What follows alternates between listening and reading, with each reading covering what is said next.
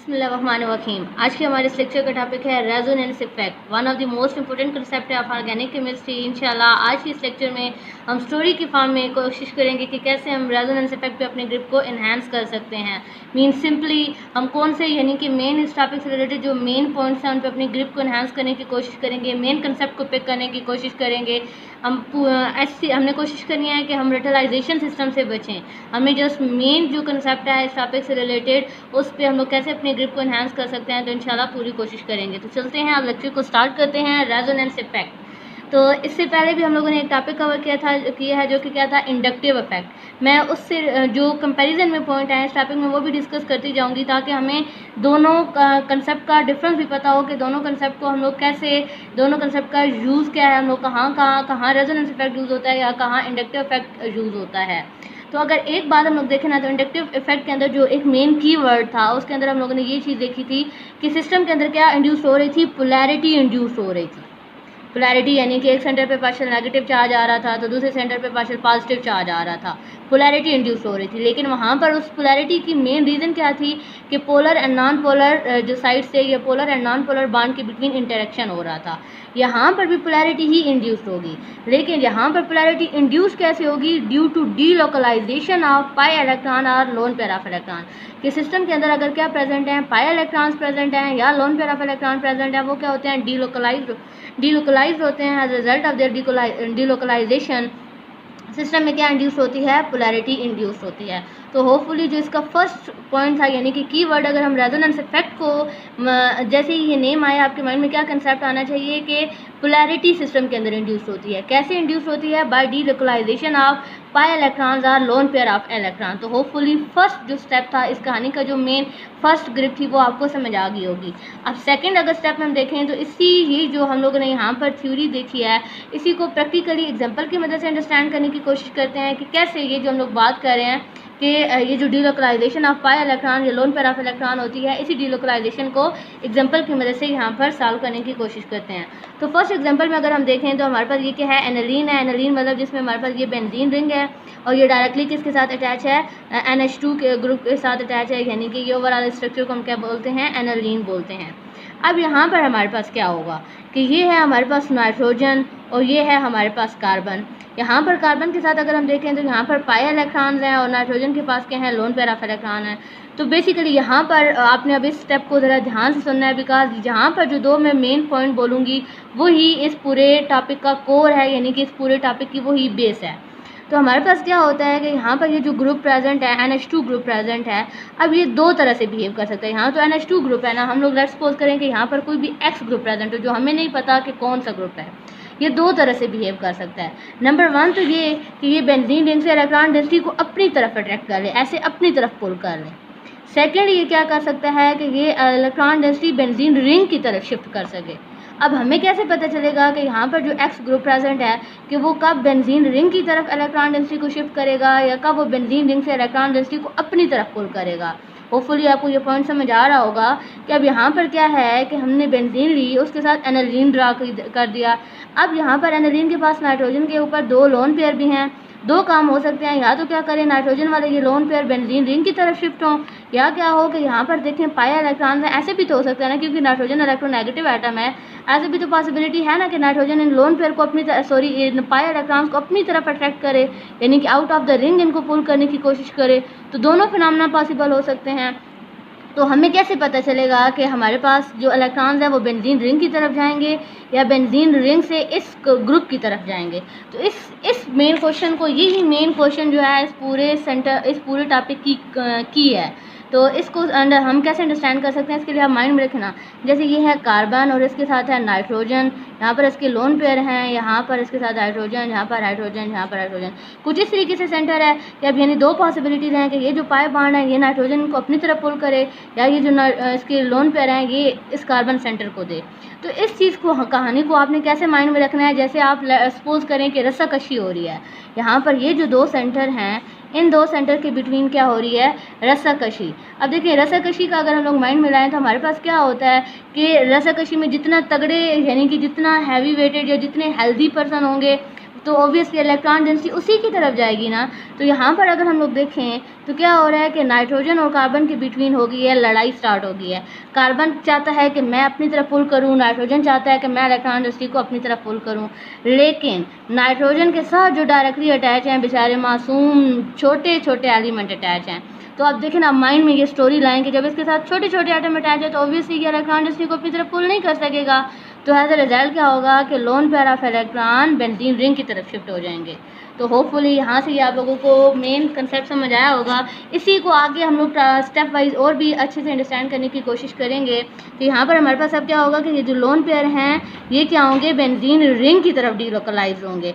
यानी यहाँ पर अब ये जो डीलोकलाइजेशन होगी ये क्या होगी, टूवर्ड द बेंजीन रिंग। होगा क्या कि ये हमारे पास लोन पेयर हैं, ये जब ऐसे सेंटर इन्वर्ट करेंगे, शिफ्ट करेंगे या डीलोकलाइज करेंगे तो एज अ रिजल्ट ये जो पाए इलेक्ट्रॉन्स हैं ये इस सेंटर पे शिफ्ट कर देंगे और हमारे पास इसी से क्या बन जाएगा, नेक्स्ट रेजोनेटिंग स्ट्रक्चर बन जाएगा, जिसमें हम देख सकते हैं क्योंकि अब इस नाइट्रोजन सेंटर ने हमने लोन पेयर यूटिलाइज किया तो इसके ऊपर पॉजिटिव चार्ज आ गया।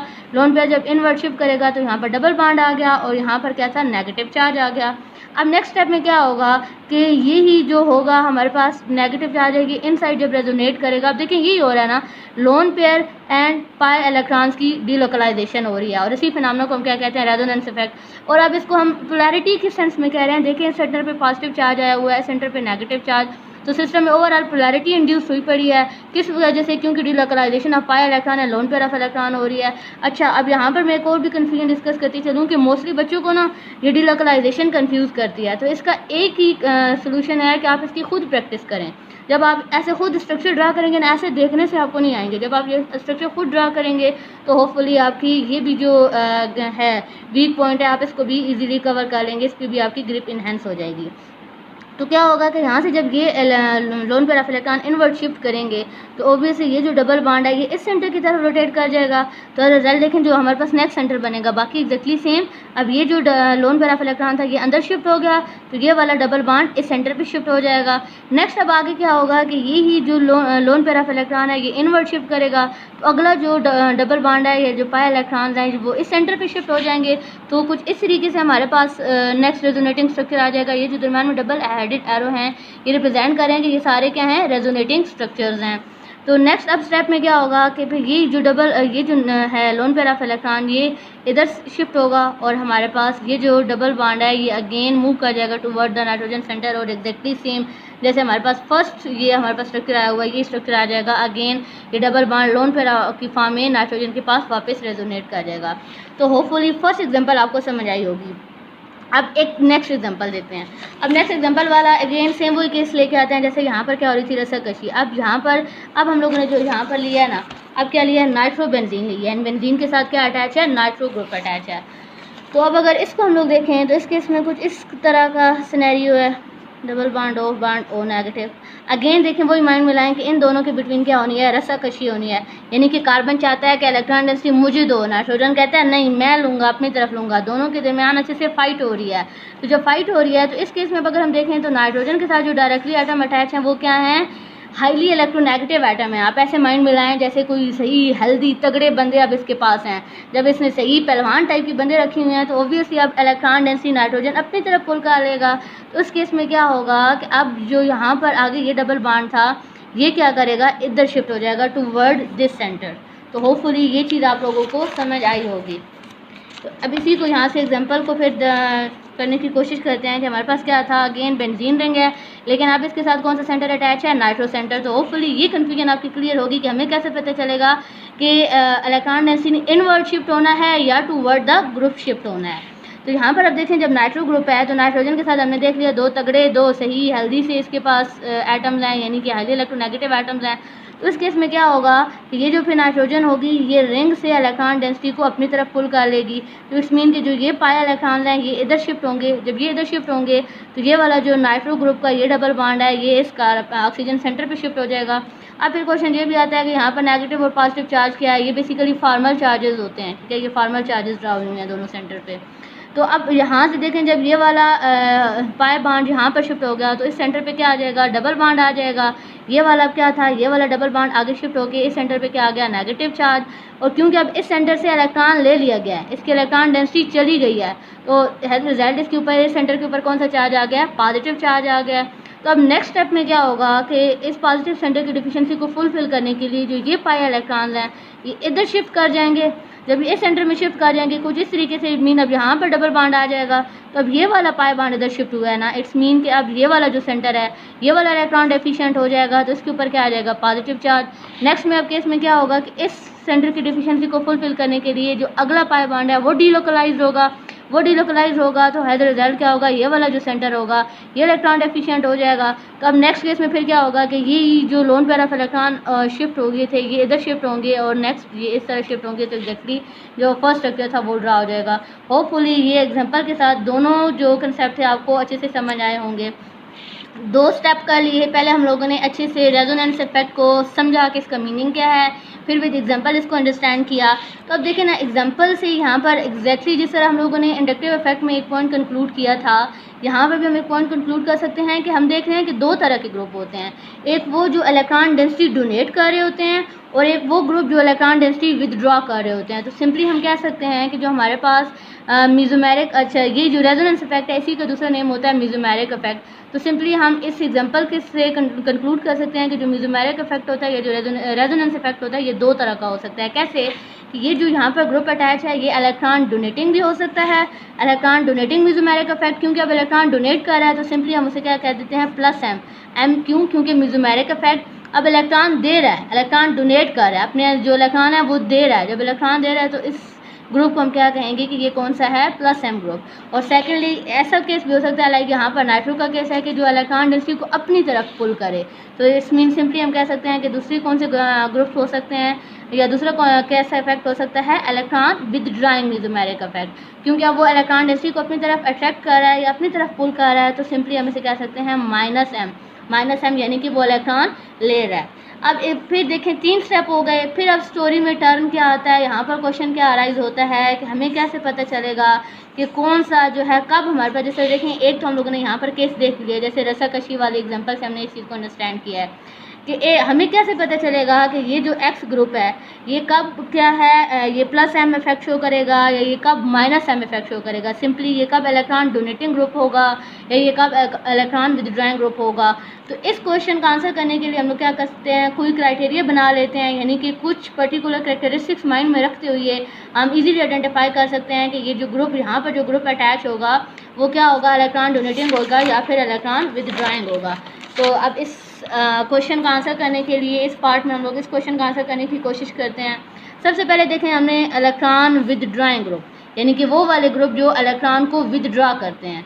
तो ये कुछ क्राइटेरियाज हैं, कोई जो भी ग्रुप प्रेजेंट होगा अगर वो इन क्राइटेरिया को फुलफिल कर रहा होगा तो इट्स मीन वो क्या होगा, इलेक्ट्रॉन विदड्रॉइंग ग्रुप। नंबर 1 तो क्या, अगर पॉजिटिवली चार्ज ग्रुप है, देखें एक हाईली इलेक्ट्रोनेगेटिव एटम हो, लाइक यहाँ पर नाइट्रोजन है और उसके ऊपर बेचारे के ऊपर हो पॉजिटिव चार्ज, तो ये शो कर रहा है कि इसे शदीद किस्म की ज़रूरत है इलेक्ट्रॉन्स की, ठीक है, ये हाईली अनस्टेबल हो चुका है। तो जब इसे इलेक्ट्रॉन की ज़रूरत है बिकॉज इसके ऊपर पॉजिटिव चार्ज है, पॉजिटिव चार्ज ये रिप्रेजेंट कर रहा है कि एक तरह से इसकी इलेक्ट्रॉन की नीड बहुत ज़्यादा बढ़ चुकी है। तो ऑब्वियसली ये उस नीड को कैसे फुलफिल करेगा, इलेक्ट्रॉन डेंसिटी को अपनी तरफ पुल कर लेगा, किसी तरह भी कहेगा कि मुझे 2 इलेक्ट्रॉन। तो सिंपली इलेक्ट्रॉन विदड्रॉइंग ग्रुप एक तो वो होते हैं जिनके ऊपर क्या होता है, पॉजिटिव चार्ज। देखिए इंतहाई सिंपल सी बातें हैं, इंतहाई सिंपल सी बातें हैं जिनको हम लोग इजीली अंडरस्टैंड कर सकते हैं मेमोराइज करने की बजाय। सेकंड केस वही जो अभी हम लोगों ने रस्साकशी वाली एग्जांपल में अंडरस्टैंड भी किया है कि atom directly attach with highly electronegative atom, कि लाइक जिस तरह हम लोगों ने यहाँ पर देखा था कि ये एटम हाईली अटैच था, डायरेक्टली अटैच था विद हाईली इलेक्ट्रोनेगेटिव एटम के साथ। तो दैट्स वाई इसने क्या किया, इस ग्रुप ने इलेक्ट्रॉन डेंसिटी को अपनी तरफ पुल कर लिया। तो इस सेम ये एग्जांपल देखें हम लोग यहाँ पर भी देख सकते हैं कि ये कार्बन है हमारे पास, कार्बन आगे डायरेक्टली किसके साथ अटैच है, हाईली इलेक्ट्रोनेगेटिव एटम के साथ। तो इस केस में क्या होगा, वो रस्साकशी वाली एग्जांपल माइंड में लानी है। फिर इसके पास तगड़े, अब देखें इसने एक सही हल्दी वाला अपने पास पहलवान रखा हुआ है, तो ये क्या करेगा, इलेक्ट्रॉन विदड्रॉइंग ग्रुप बन जाएगा। होपफुली इलेक्ट्रॉन विड्रॉइंग ग्रुप के जो क्राइटेरिया हैं ये आपको समझ आए होंगे। नेक्स्ट अब चलते हैं इलेक्ट्रॉन डोनेटिंग ग्रुप, यानी कि अब कौन से ऐसे ग्रुप होंगे जो इलेक्ट्रॉन देना प्रेफर करेंगे। लाइक ये फर्स्ट वाली एग्जांपल जिस तरह हमने किया, कौन से ग्रुप होंगे जो इस तरह बिहेव करेंगे, जो इलेक्ट्रॉन डेंसिटी बेंजीन रिंग की तरफ रेजोनेट करवाएंगे। तो उसमें सबसे पहले कौन सा केस आता है कि अगर नेगेटिवली चार्ज एटम, यानी अगर हम इसी के साथ कंपेयर करें, जब पॉजिटिवली चार्ज था तो कैसे बिहेव करे थे इलेक्ट्रॉन विथड्रॉइंग ग्रुप के तौर पर। ऑब्वियसली जब नेगेटिव चार्ज होगा, नेगेटिव चार्ज होने का मतलब ये है कि इसके पास एक्स्ट्रा इलेक्ट्रॉन है, तो ये प्रेफर करेगा कि अपने इलेक्ट्रॉन क्या कर दे डोनेट कर दे, तो ये बिहेव करेगा as electron donating group. Number 1 ये केस हो गया। नंबर 2 क्या केस होता है कि atom having loan pair of electrons, कि यानी कि उसके पास एक्स्ट्रा इलेक्ट्रॉन पेयर प्रेजेंट हो। फॉर एग्जांपल हमारे पास जो हैलोजन फैमिली है, हैलोजन फैमिली जो होती है ये इलेक्ट्रॉन डोनेटिंग ग्रुप के तौर पर बिहेव कर रही होती है, बिकॉज इनमें उनके पास क्या होते हैं, lone pair of electron present होते हैं, तो ये अपने lone pair of electron donate करके as electron donating group behave करते हैं।